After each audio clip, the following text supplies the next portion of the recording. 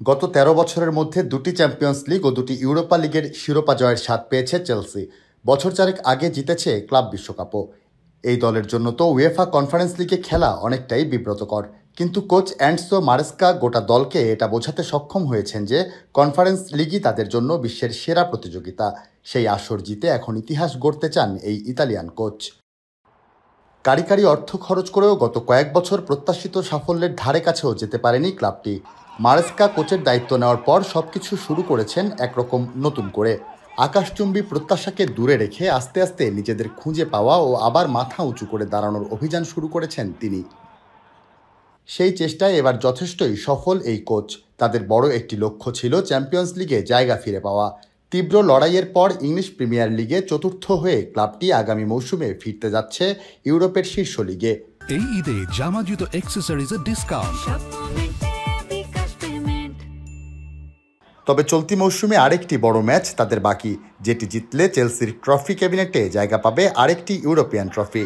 যদিও এটি তৃতীয় ধাপের মহাদেশীয় আসর, তাই দলকে উজ্জীবিত করতে প্রবল ভুগতে হয়েছে ৪৫ বছর বয়সী এই কোচকে। কিন্তু এখন ইতিহাস গড়ার হাতছানিতে গোটা দল রোমাঞ্চিত। কনফারেন্স কাপ গুরুত্বপূর্ণ, আমাদের জন্য তো প্রথম দিন থেকেই গুরুত্বপূর্ণ। এই মৌসুমের সবচেয়ে জটিল কাজ ছিল সম্ভবত ফুটবলারদের এটা বোঝানো যে আমাদের জন্য কনফারেন্স লিগই বিশ্বের সেরা প্রতিযোগিতা। জিততে পারলে আমি খুবই খুশি হব, বিশেষ করে এই ক্লাবের সমর্থকদের জন্য। পাশাপাশি এই কারণেও যে প্রথম ক্লাব হিসাবে শীর্ষ 4টি ইউরোপিয়ান ট্রফি জিতবে। চ্যাম্পিয়ন্স লিগ ও ইউরোপা লিগ জয়ের আগে ১৯৭১ সালে ও ১৯৯৮ সালে উয়েফা কাপ উইনার্স কাপ জিতেছিল চেলসি। পরে বিলুপ্ত হয়ে যায় ওই টুর্নামেন্ট।